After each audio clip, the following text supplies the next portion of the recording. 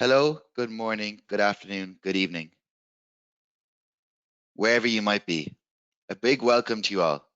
My name is Sean, and I'm delighted you are joining us for today's ESPC community webinar. Today I'm joined by Ben Howard, who will cover introducing Power BI in one slide, 1 hour, and one demo. We love hearing what you guys have to say, so remember to join in on the conversation about today's webinar and more on X. Our handle is at ESPC_community and our hashtag is hashtag ESPC24. Tweet us, tag us, and tell us what you learned. Don't forget to check out our Learning Hub, which is updated daily with the latest blogs, ebooks, webinars, and how-to videos. You can access and view the Learning Hub by visiting our website, sharepointeurope.com, and clicking the Content tab at the top. Don't let the learning stop here. Continue to keep up and stay ahead by joining us for our next webinar, Getting to Grips with Visual Calculations with Ben Howard. This webinar is part of the Microsoft Power Platform Week and takes place today, Thursday, 28th of March 2024, 3 p.m. to 3:20 p.m. CET. For more information on this webinar, please check out sharepointeurope.com/Microsoft Power Platform Week. Join us for EPPC 24, where you can unlock the full potential of Microsoft Power Platform. Explore Dynamics, Copilot, Power Apps, Power BI, Power Pages, and Power Automate, all in one dynamic event. Don't miss out on this opportunity to learn from industry experts, network with professionals, and participate in hands-on workshops. Limited spots available, so secure yours today at www.sharepointeurope.com/European Power Platform Conference pricing. Stay ahead in the ever-evolving world of Microsoft 365 with ESPC 24. Gain invaluable insights, network with peers, and supercharge your career. Don't miss the super early bird sale. Book your tickets now, www.sharepointeurope.com pricing. As always, if you have any questions at any stage, feel free to type into the questions window and Ben will get to it during the webinar. This webinar will be recorded and added to the Resource Center, where you'll be notified by email when it's available. And now, I'm going to pass you over to today's webinar presenter, Ben. Hello, Ben. Thanks for joining us today. Hi, how are you doing, Sean? Good, Benny. I'll just make you presenter now. Brilliant. Okay, I've got a little button which says show my screen. We're going to show that screen. So you should just have a slide on the screen that says Power BI, 1 hour, 1 slide, 1 demo. Is that right? Yes, it is, Ben. Yeah. Fantastic. Well, rock and roll. Thank you for joining us, everybody, today. It's a sunny day where I am. I hope the weather is kind where you are also. So let's just crack on, because literally we're a little time bound in here. Okay, so I'm assuming you know very little about Power BI. So this is an intro. We're not going to cover everything, but what is Power BI? Well, it's basically an analytics solution. It's not one tool, it's multiple tools from Microsoft. We're going to just concentrate on a couple today. And I'm going to take you through, this is my one slide, which builds. So what do we start with? We start with a laptop. Nobody these days works on a desktop, but I know everybody carries laptops around. And we have some files, we have some data somewhere in the cloud. Or at least in this case, this data is sitting in the cloud. It could be in a database. Plenty of people still use Excel files and CSV files. That cloud data could be hosted in a SharePoint site or on OneDrive for Business or Teams. And in fact, we'll see that those kind of file structures are all the same thing. Okay, so we've got some data up here that we want to analyze. So how do we analyze that? Well, we need to bring it down into our laptop to begin to analyze that and build a report. So the first thing we need to do on our laptop is install something called the Power BI desktop. That's available as a Microsoft app. It's free to download. I'll show you where you can download it from later, or it's available in the Microsoft App Store. Okay, so we can bring Microsoft Cloud hosted data into our laptop and we can start to develop some reports. Okay, but we might have some on-premise data as well. So you could have an application, maybe it's Oracle Financials hosted on-premise. And again, there could be some folder storage in there as well, storing other data. We might want to bring that into our desktop and analyze that. And of course, we can have some kind of third-party hosted data as well. So we might have Siebel or a billing system or a transactional system. Again, we might have access to a database, or typically these days, those third parties might give us access via an API, and we would bring that in as well. Okay, so Power BI has ways of getting at lots of different sets of data. And today I'm kind of going to concentrate on the Excel data that we might store in a collaborative solution like SharePoint. So let's just do this first bit, which is about getting our reports and beginning to design them. This is going to take the longest bit of the demo in truth. So I'm going to start in Teams because every demo that you see Microsoft do these days is kind of Teams-led. And it's Teams-led because Teams is the collaborative solution that we tend to use. So what I'm going to do here is I'm going to create, I've got a team here that's called the Power Platform Week, and in the general channel there, I've already started to collaborate and keep some slides in a folder called Collab.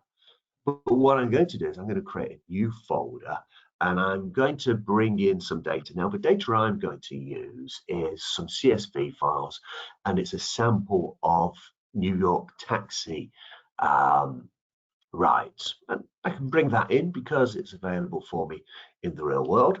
But again, you might have sales data, you might have accounts data, you might have some machine data, as in, faults in machines, anything like that. Timesheets, you can bring that data in. So we're going to do that. So first of all, I need somewhere to host the data. So I'm going to host it in Teams. So I'm going to call this New York taxi data. Okay, and in fact, let's just do that. So we'll create a folder. And then from my folder, I'm going to drag some files in there. So let me get the right files. Obviously, I've prepped a couple here. I've got some data from, let me just drag that one in. There we go. We'll put it there for you. We'll drag in this one called NYC 2310. So that's the data for 2023, and it's October. That's the 10 one, and we'll bring in the 2311, the November one. Okay, now what I often want to do with this sort of data, I didn't do that very well. Okay, let's bring that one in again. What I often want to do with this sort of data, what we do with it very often, is we have, let's just drag that into downloads. Okay, we'll wait for this one to finish, but we'll upload it, the next one. What we often have, the reason I'm bringing in sort of separate months worth of data is so when we refresh this in our Power BI file, that refresh will just happen automatically. Okay, so often we do this with sales type data or data that we might get from somebody on a monthly basis. Okay, and with that sort of data, what I want to be able to do is just go and put the next month's data in the same repository and then let Power BI just do its normal updating and I'll get the latest bit of data. Okay, so we've effectively going to have a repository of data here. Now, whilst that's loading up in Teams, I also wanted just to show you that this is basically just backed by SharePoint. So when I create a Teams site, I also create a SharePoint site. And once that file has loaded up, which it has done here, if we refresh that, then it'll be available here as well, because effectively it's the same data. Okay, so that's all well and good. Now, I want to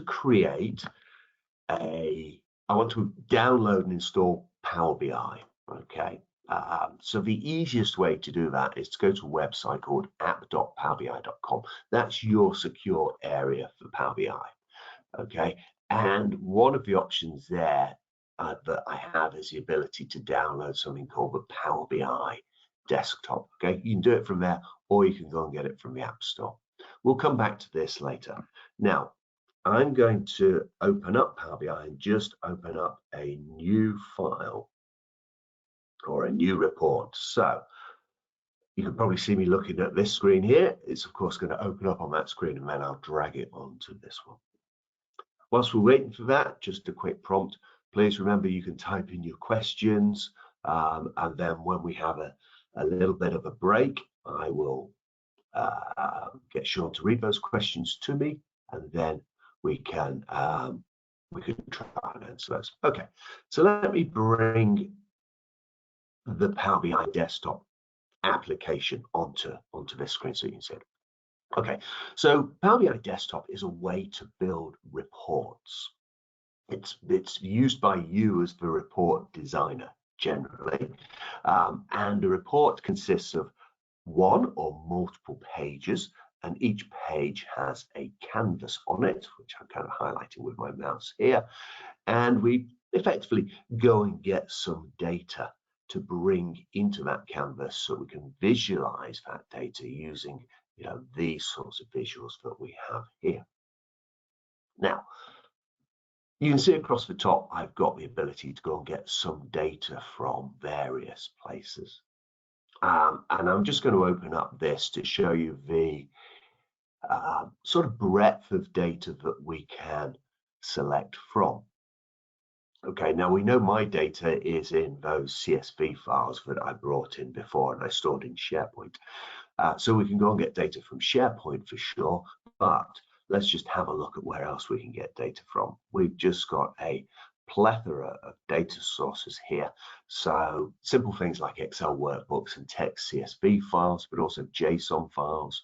We can connect to network folders. We can go and read data from PDFs, different databases. So it's not just Microsoft data here that we're looking at. We might have data obviously in a SQL database in Azure somewhere, that's fine, but we've got IBM DB2 databases, Sybase databases, Oracle, Postgre, Google BigQuery, all sorts of other fun things in here, including, if you're using Salesforce, then we can go and connect directly to Salesforce as well. Google Analytics, blah, blah, blah, blah, blah.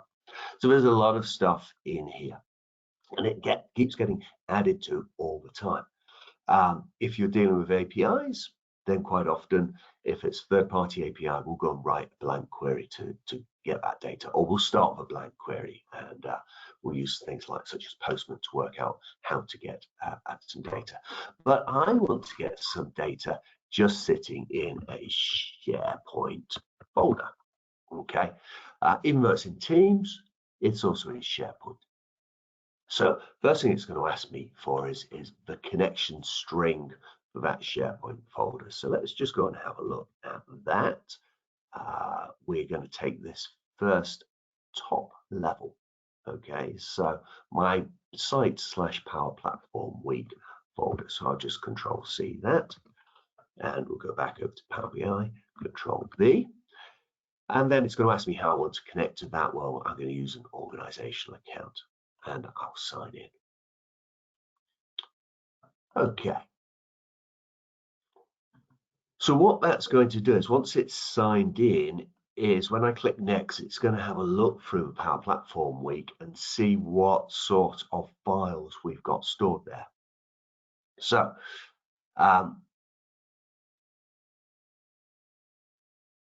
we've got some, I've been playing around. The actual New York taxi trip is available in a parquet format, but most people don't understand what parquet is, so I converted at least some of it to a CSV.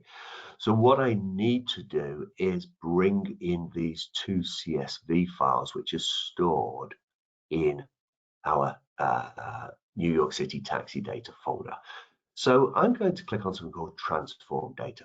Transform data opens up a tool called Power Query, which is part of Power BI.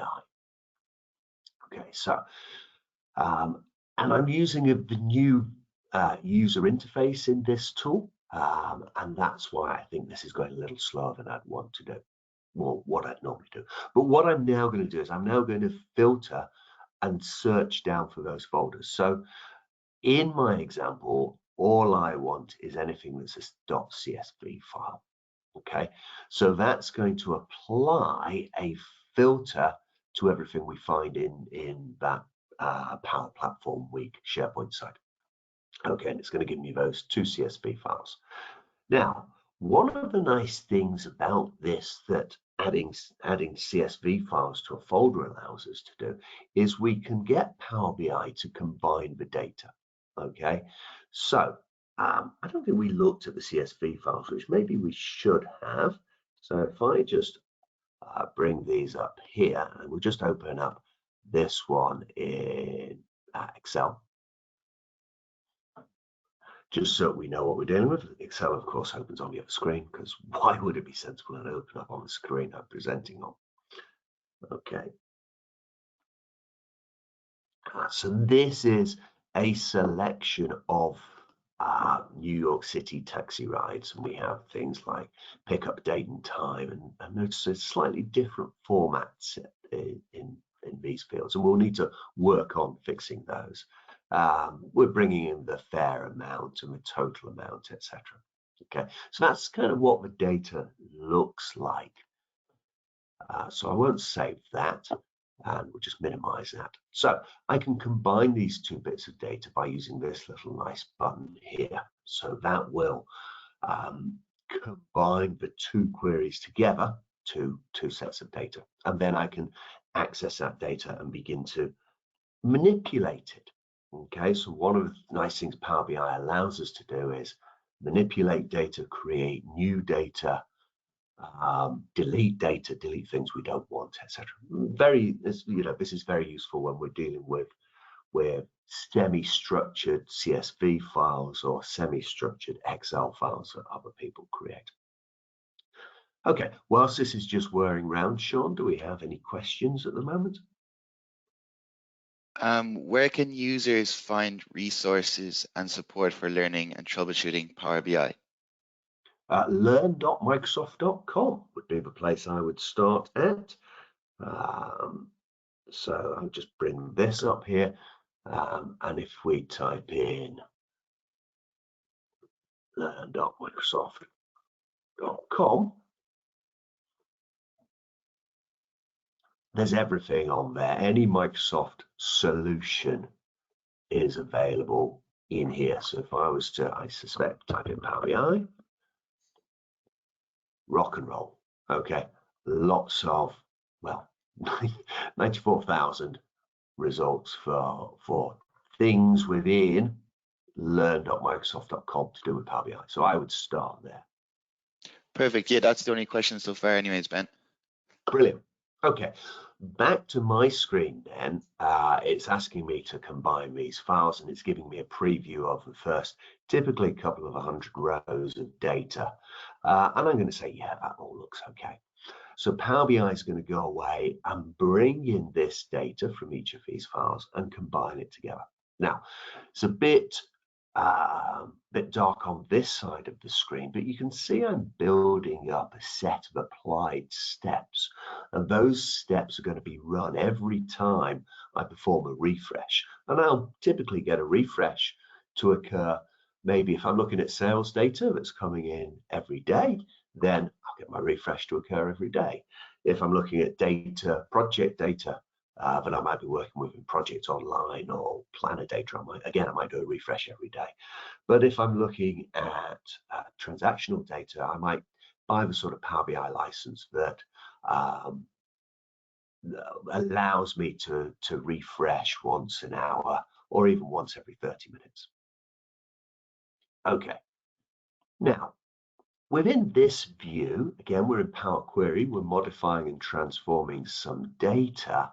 I get a table of typically the first 1,000 columns, and it gives me a view of that data. I also have turned on in the View tab here.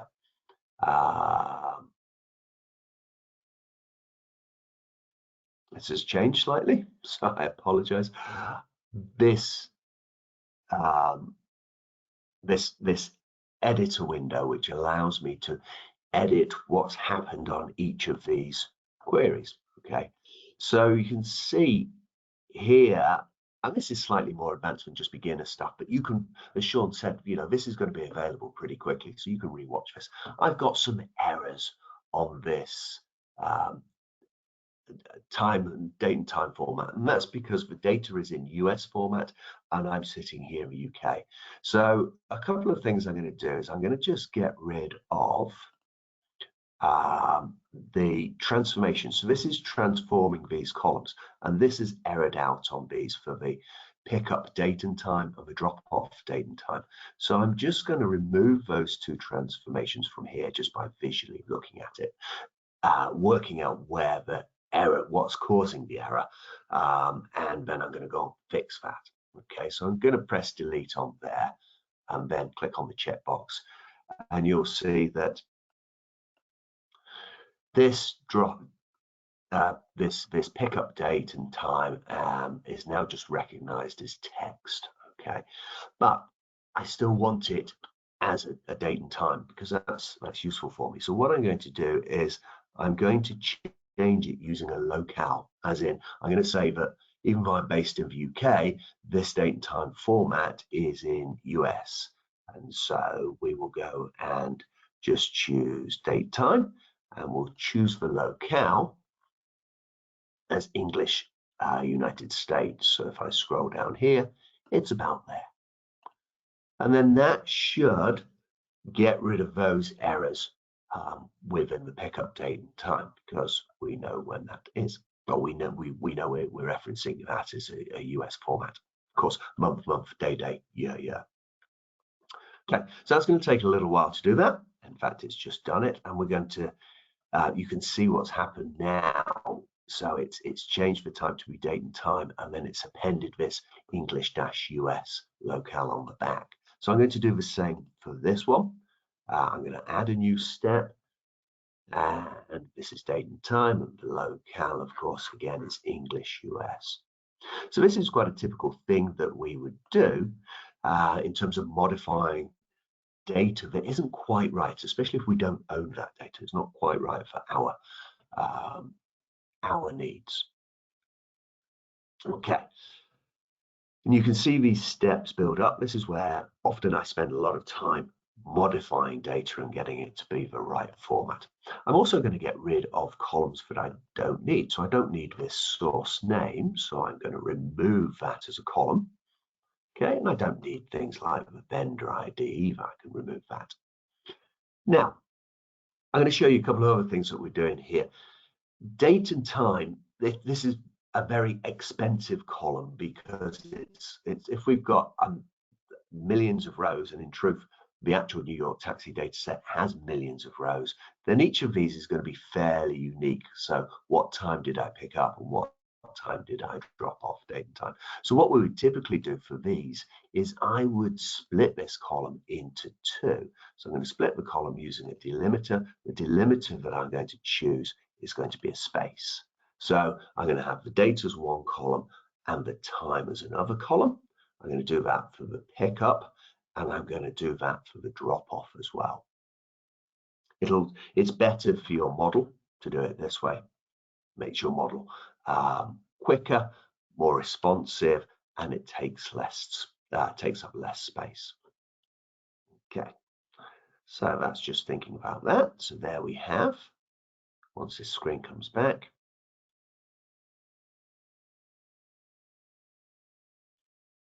there we have two separate columns, one for date only and one for the time only. That's going to refresh very shortly. It's just going through that. So there we have that.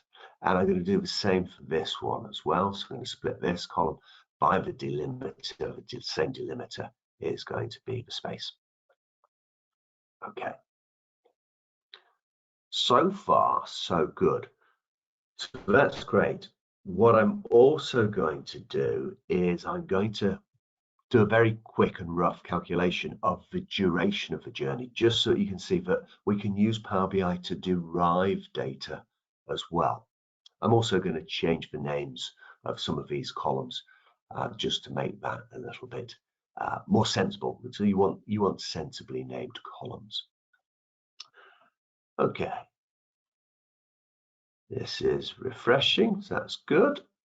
So this pickup date time dot one, I'm just going to call that pickup date, and this pickup date time two, I'm just going to call that time. Pickup date and pickup time. So I'll just double click on the column header, and that allows me, just like a column in Excel does, it allows me just to change the name of that column. So that one's date, so that's drop off date and drop off time. Oh, time. There we go.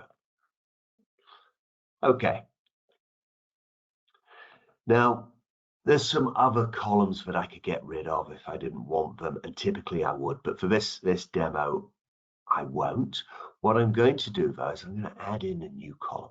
Okay, this is going to be a custom column, and I'm going to call it duration. So it's going to be trip duration. And that's going to be the drop-off time. And I'm going to subtract from the drop-off time the pickup time. Now this works fine, but it's not taking into account if I pick you up at 11 minutes to midnight on one day and drop you off at 2 minutes past midnight the following day. Okay, we're going to get some large durations in there. So I'm going to ignore that. Typically, obviously, I would fix that in real life. So here's a classic example of a trip which was 10 minutes. This was 2 minutes. That seemed to be a second.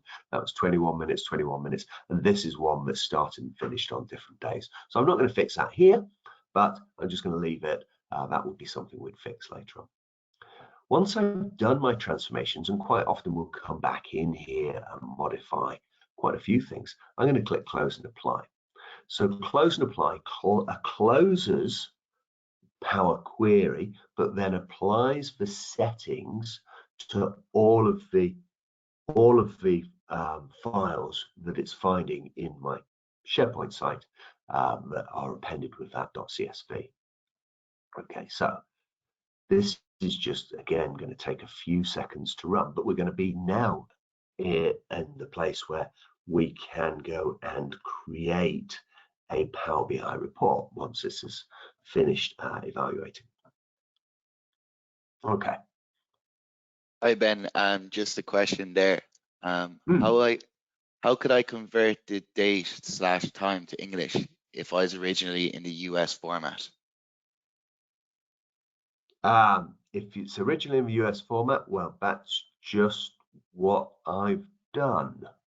So I used the locale function. So if that doesn't answer your question, then please just restate it again for Sean, and then he can read it out. But it was in that locale function where I said, hey, I've got dates and times in US format, and I want to so sorry, is the question, I've got a date format in US, but I want to display it in English. Do you think that's what the date format will be? Could have been. It Yeah, could have been. that will just happen. So you can choose then in Power BI the format of the field. So you're absolutely right. I, as an English person, don't want to see month, day, year, because it confuses me. And if we're talking about the 8th of 1st, I don't know if we're talking about the 8th of August or the 1st I'll be 8. Sorry, the 1st of August or the 8th of January. So within the when I click on a column up here, later on we'll get a context sensitive menu, and you can change the format that you want the date displayed in on your report. Okay, and when you publish it and you're accessing that data in the web browser will use your locale. So if you happen to have a US locale, it will change the date so it's displayed in US. If you happen to have a UK locale, it will change the date so it's displayed in UK format. Okay, so Power BI is smart enough to understand where you are. So hopefully that answers the question.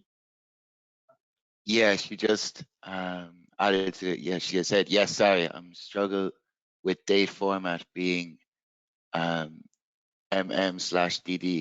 when I need it to be date and month. Thank you. Yeah.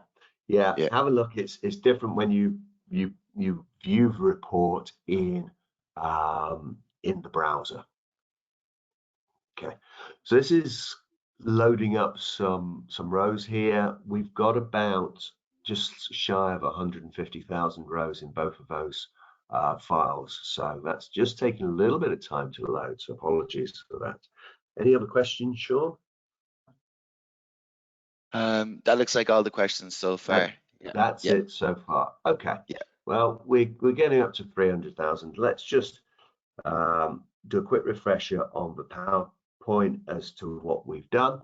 Okay, we've gone and got CSV file that's hosted in effectively SharePoint or Teams, brought it into Power BI, and we've modified that data. We've got rid of some columns we don't need. We've combined some stuff together.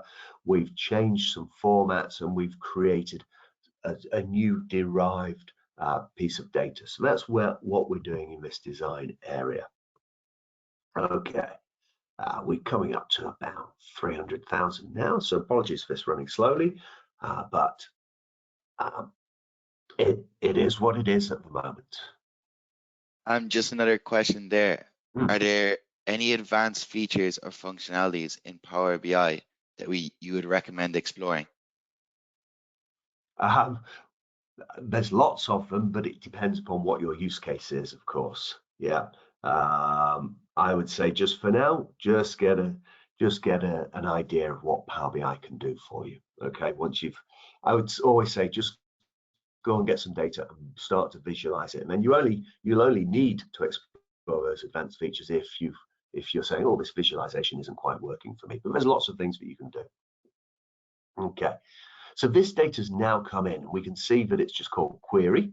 Okay, so that's for query. I can see the data by clicking on this tab here on the left-hand side. And that's all the data coming in. And you can see that there's 200,000 rows, 298,000 rows. I'm going to rename this. Query doesn't really make much sense.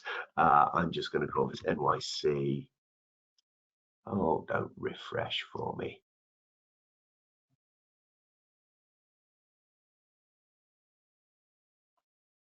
Let me cancel that. Cancel. All I wanted to do was rename, not refresh. Rename. There we go. NYC cap data. So the data, it makes sense to me. Okay. So a couple of things that we could do on here. I'm going to create. I basically want to have a number of rides and an average set of rides. So I'm going to, or an average distance. So I'm going to create a line and stacked column chart. So I'm going to click on that visualization, which puts a visualization on the canvas, and I'm just going to move it around. Okay, so what I want is the number of actual rides. That's going to be the column, and then the average ride length or something like that. The average trip distance I want as that line. Okay, so let's think about how I can do this. There's a couple of ways, but one of the things I can do in Power BI is create something called a measure, and a measure is a calculation. Okay, so let's just drop that one. let's create a measure called number of rides. And again, you can look up how to do this, but I'm just going to do a row count. Okay, so it's count rows of a table. The table I've got is New York City. So notice how everything is what's that word? Auto-filled, auto-correct, not quite auto-corrected, but auto-completed for me. So I'm going to create this measure, which is just going to go and create the number of rows in New York City cab data. Okay, and that I'm going to add into the column for the x-axis. Okay, and that gives me a single value, and if I mouse over that, it's that 298,000. I'd like to have a comma in there, so with that selected, I'm just going to select comma. Okay, and now when I mouse over, it's got a comma in there, so that 1,000 separator.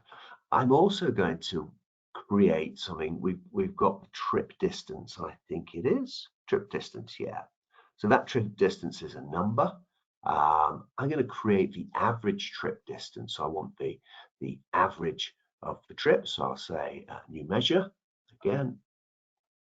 I'll just call that average trip distance equals, and this time I'm going to use a function called average, and it's going to be, I'll scroll down for trip distance. There we go. So if you're used to doing things in Excel and creating formulas, then you can start creating formulas in Power BI. And I'm going to put that as the line axis. Okay, now this is great because the average trip distance, if I just mouse over that, is 3.6 miles. Remember, this is US data. Okay, but I want to show this by day. So it's very different between Saturday and Sunday, etc. Now, in our data, we don't have a day, we've got a date, and I could find the day from here, but what's best practice is to create another table that is a calendar table. Again, it's not absolutely necessary, but this is something that I would always do. Okay, and I've got one that I created before, but we've created measures. If I go into this view, I can also create a new table. Okay, so I don't have to bring in the data from Power Query. I can generate a table, if you like. The table that I'm going to generate is called date, and I'm not going to go into this, but basically as soon as I hit return, it's going to go and create me a new table with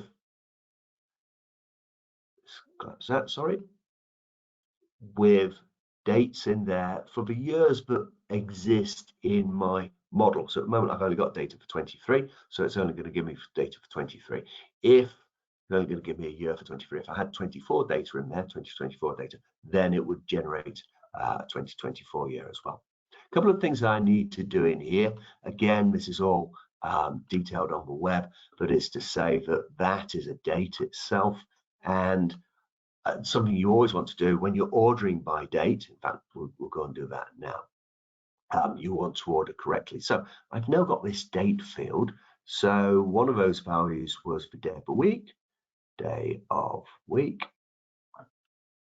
There we go. I can put that in the x-axis. Okay, now at the moment, everything's the same height. Okay, and the reason is because we've not done any relationships between the date and the day of the week. Okay, so what I'm going to do is I'm going to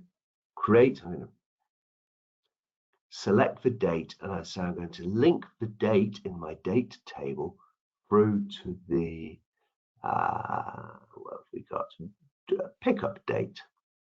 Okay, which was that one. Okay, so that's created a relationship for me. And if we go back to this visual, and I'm going to get rid of day of week from there, I'm going to put that back in. Day of week, that is not working. Why is that?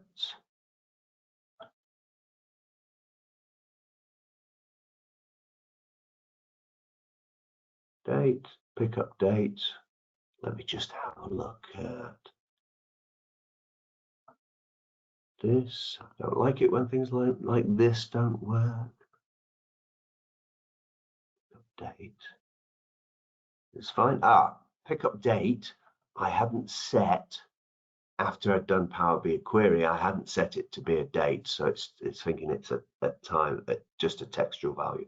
So I could either go back into Power Query and click on transform and set that to be a date, or I should well be able to come in here and set it as a date in here. So I'll say that that's a date as well. Read that, click OK. That's just a little warning. I've read plenty. And now we should be okay. Yeah, great. So now we've got different values, different ride lengths, average ride lengths, and different number of rides during the week. Okay, so that's good. Now, this is ordered highest to smallest. When we're looking at temporal values, we normally want to order this by day per week, which is great. And we will have that ascending. Okay. Now, the problem is, of course, this ascends alphabetically, so F, M, S, S. And so one of the things we want to do is we want to order our day of a week properly. So I can select day of a week, and then I can click on this sort column, and I can sort it by the day of week number. Okay, so far so good. Now I can see Monday, Tuesday, Wednesday, Thursday, etc. A couple of things that I would typically do with this would play with the color, but let's go and put a couple of other visualizations on here. We'll choose one, which is just a card visualization. That's just going to give us our total number of rides. We'll put that in there.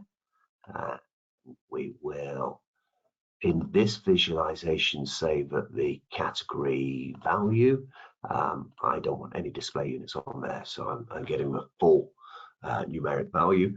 And below there, I might just go and have a look at how many rides we're doing per month. Okay, so again, I could put the month name into the columns and then the number of rides, and that works quite well.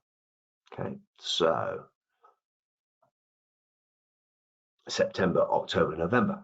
Let's just make this a little bit bigger. So there's a global font size that I can use in this visualization. And we will just put some borders on here so that we can see where one visual stops and the other begins. And then we can tidy this little up. And with that one selected, we'll do the same. General effects border. I'm going to copy and paste a couple of other things in just for brevity here. So I'm just going to copy in a little taxi, and I'll copy in as well a header. Okay, so that's great. So that's my report designed. Okay, back to PowerPoint. Once we've designed a report, we then get to the point where we can publish it. Okay, so it's published to app.powerbi.com, which is known as the Power BI service. When we publish a report, we publish it into a secure workspace, and that report and the data set typically get published. I can create many reports and publish them to different workspaces. So this whole area is called publishing stroke sharing. Now, publishing is free, but to share it with somebody else requires a paid for license. So that's all I'm going to say really on that. You basically need a Power BI Pro license. So let's go and publish our report here. So I'll click on publish, and it's going to say, do you want to save the changes? So I'm going to say yes. I haven't saved this anywhere yet. We'll call this NYC 2023, and we'll just click save. And then it's going to ask me where I want to publish it to. So let's just go and have a quick look in there. So if we go to search.microsoft.com, if we go to app.powerbi, so app.powerbi is the Power BI service, and Power BI service is where I have all of my published workspaces, etc. It's also, you'll see a little Fabric logo appear on the screen, so Power BI is fully part of Fabric. Okay, so these are the workspaces that I've got. They've all got different permissions on them. I'm just going to go and create a new workspace, and I'm going to call this Power Platform.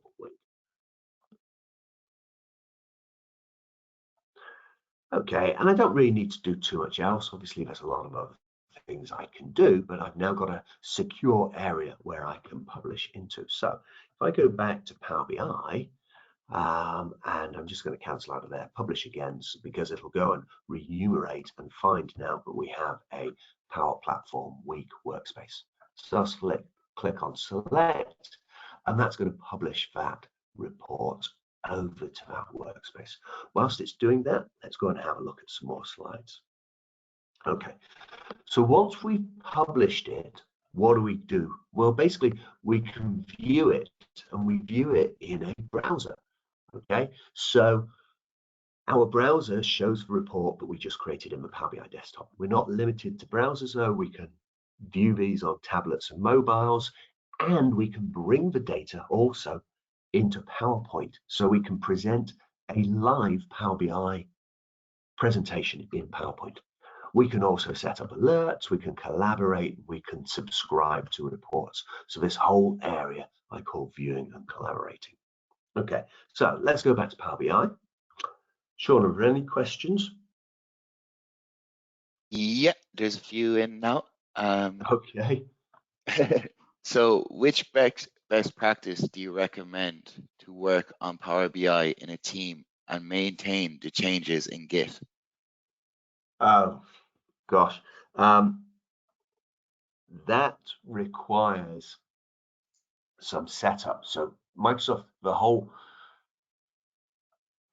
enterprise management is quite difficult of Power BI files. And Microsoft are at the beginning of their journey at the moment.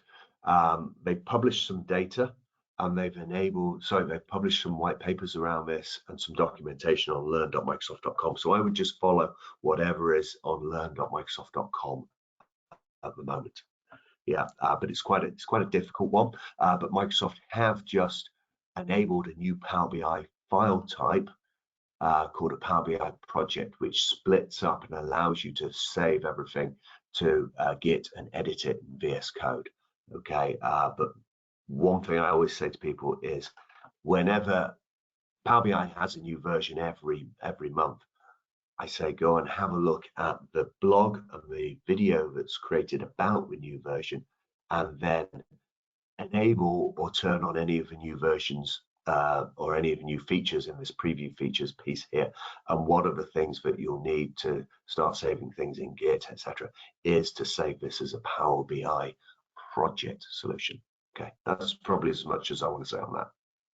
All Perfect. right. So the next question is, Yeah, we'll take one more at this stage. yeah, will it format and combine the files if we add new files in the SP folder periodically? Oh yes, and that is the whole reason for doing this, and that's the last demo that we're going to do. Okay, so this is published. So let's go back to Power BI. I'm just going to refresh this page, and we'll see this report nicely published. There's two things in this report, really. One is the semantic model, so that's the data set, and the other is the report. So I can click on the report, and I can interact with that report, do all of the normal sort of things that you would expect. Okay, I've also, if I've got the rights to do it, got the ability to edit the report in the browser and also design a view for the mobile page as well.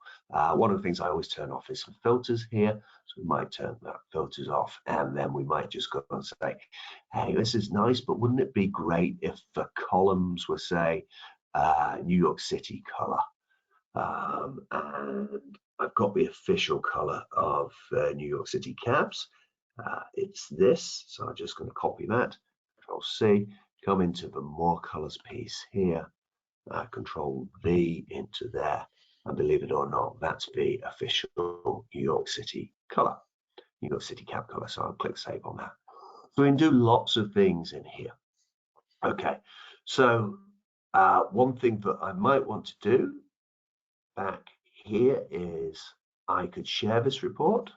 So I'm going to share it with a user called Andre. That's be on my system. There's Andre. So I'll share that with Andre. We'll send that off. The other thing that we can do is we can set a refresh up, okay? And we'll come on to that pretty shortly. But let's just have a look at this collaboration. You just heard a little ping on my system, which should be an email for Andre. So let's ping up Andre. So I've logged into a different browser as Andre here. We can see Andre. There's my email. Ben Howard shared a report with you. Great, let's go and open it. So I'm now taken into Power BI directly from that link. And I, as Andre, can edit the report. Sorry, I, as Andre, can look at the report, but I won't have any permissions to edit it. I can interact, etc., etc. Okay, I don't have an edit button at the top. Okay, but I could set an alert, I could subscribe to the report, get an email every day, etc. I could chat about it in Teams. If I have permissions, I can share it with other people. And I can put things into PowerPoint, etc. Okay, so that's a fair amount of the sharing and collaboration that we can do. What else might we want to do? Well,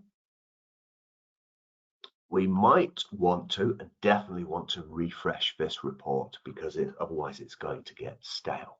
Now, if data's coming from a Microsoft hosted environment, which is on your tenant, then that will just work, okay, because my account credentials will work. If, however, I'm looking at either an on-premise system or a third-party gateway or a third-party system, I optionally or generally will need to download and install something called a Power BI gateway, which just sits on a server somewhere. And again, it's the Power BI gateway then that handles the refresh between the on-premise and potentially the third-party hosted data. It all depends upon credentials, but that's an option for you. So let's just go and set up the refresh from this MS hosted data. Okay, so let's go back to Power BI. In fact, let's go back to Teams and let's just imagine that we've got a new set of data that is coming in for December. So we'll take December's data, which is this one, and I'll load it or copy it into Teams. So that's fair. That's just going to upload that. That will take a little time. Now might be a good time for a question, Sean. Yeah, I'll just give you one more question. So can you please explain how we can have filter and pass parameter through URL?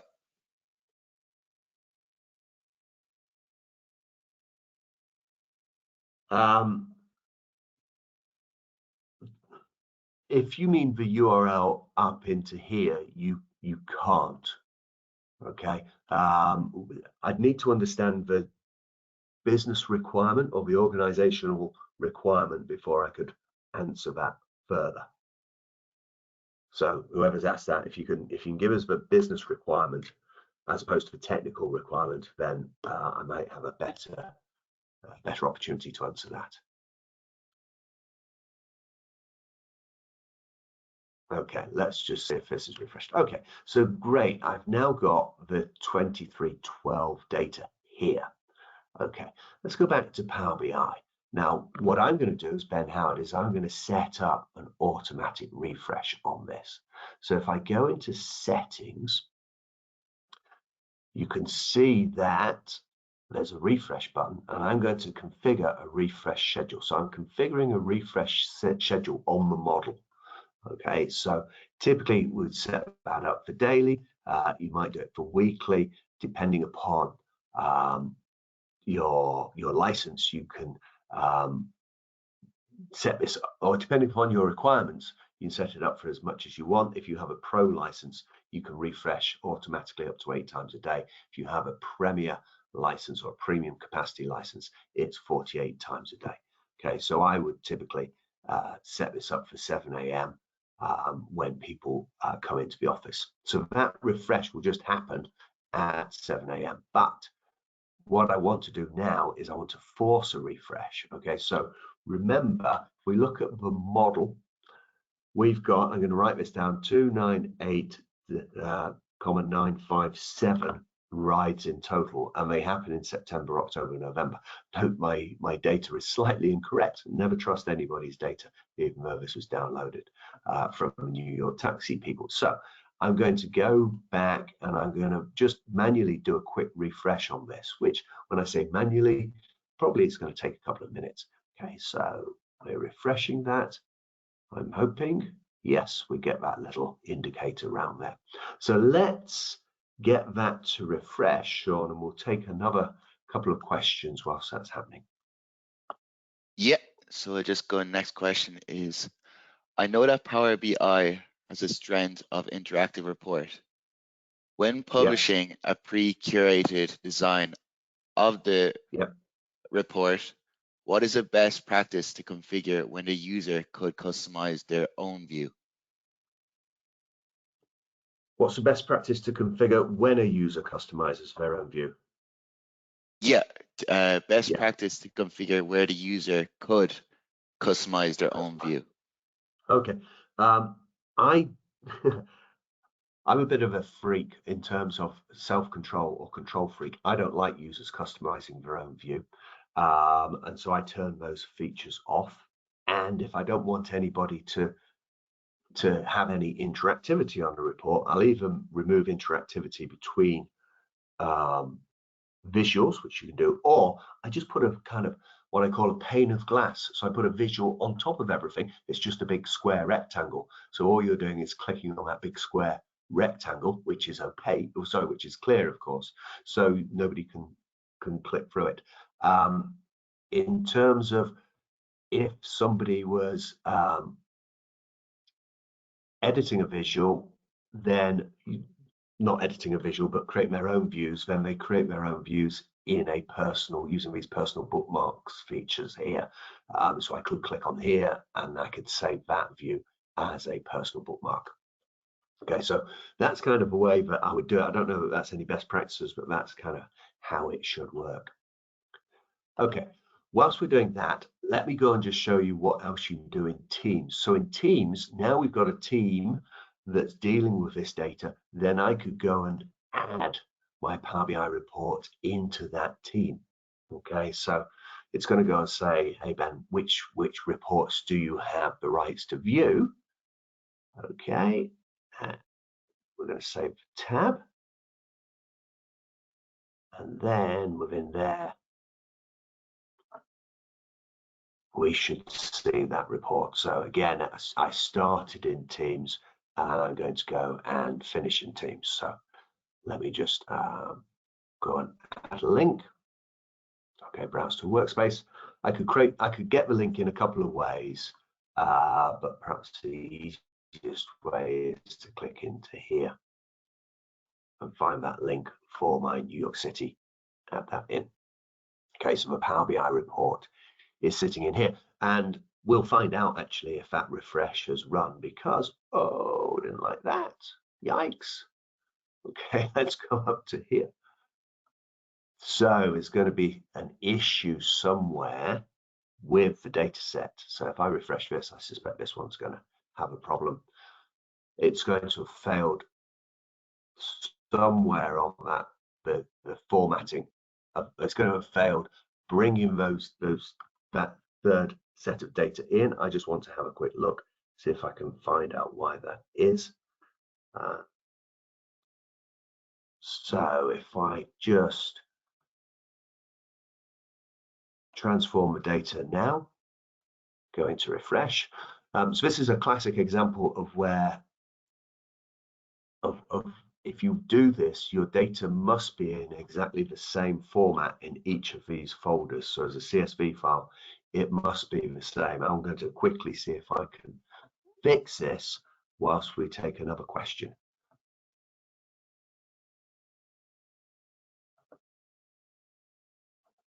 Yeah, If there are I other think questions. Yeah. yeah, I think we're just running out of time there, Ben, if that's right. Yeah. Okay. Well, I'm going to show you one that obviously I did earlier that did work.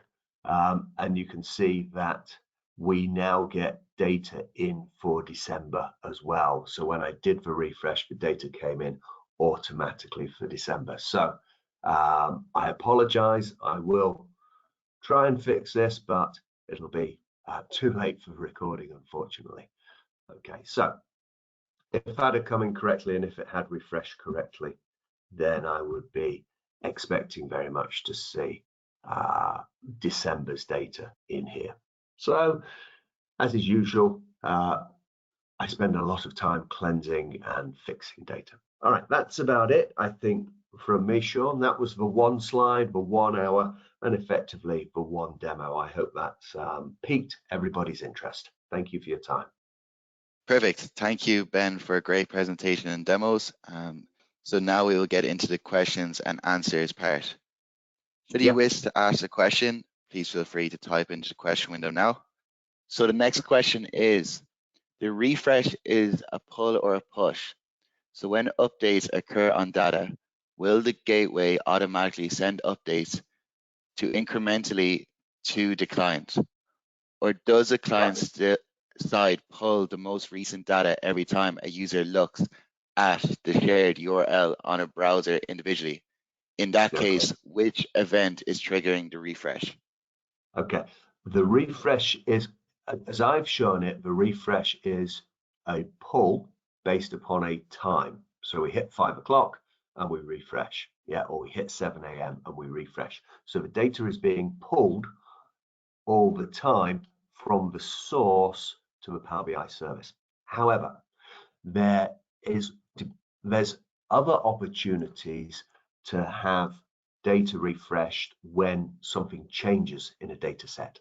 Okay, so if you're looking at maybe errors on machines or errors on packaging or something like that, you could say, how many live errors have I got? And you could get Power BI to query whatever data source was holding these errors. It would typically be some sort of database at that stage. And then Power Query is querying, so from the Power BI service, it's querying the data source. And then when it sees something change on this data source, it then pulls a whole refresh of everything. So the answer is it does. It can do both, but the majority of people will set it up as I've shown within this demo. Perfect. So just the next question is, can we configure report in a way it will pull data from SharePoint as per their permissions? Yeah, you can. So obviously to access the SharePoint site, I am the owner of that site and I get to see all data. But within the data itself, once we bring it into Power BI, we can configure something called row level security. So if I just come out of here and go into the modeling tab, I've got the ability to create different roles. And so if there's a set of data, if there's only certain amounts of that data that I should see, then we can define some filters and some roles so that I see a subset of the data, and that's called row level security. So that would be the way to manage that. And again, I do it on plenty of data sets for people. Yeah, so just a last question there. Will Power BI reports respect row level permissions within a SharePoint list, for example? Oh, that's great. Yes, if you bring in kind of that permission. So you can get data from a SharePoint list. That's not something I've done in terms of the row level data So I'm guessing in SharePoint, I'm guessing obviously it's generally a bad thing to do, but within SharePoint, if I have a list, then against that list, I've got the UPN, the user's principal name of who can access that list. If we bring that UPN in to Power BI, then yes, we can apply then row level security within Power BI. And if that permission is defined by a group, then again, so long as we're able to then say, I'll go query Active Directory and I would see who is in the group.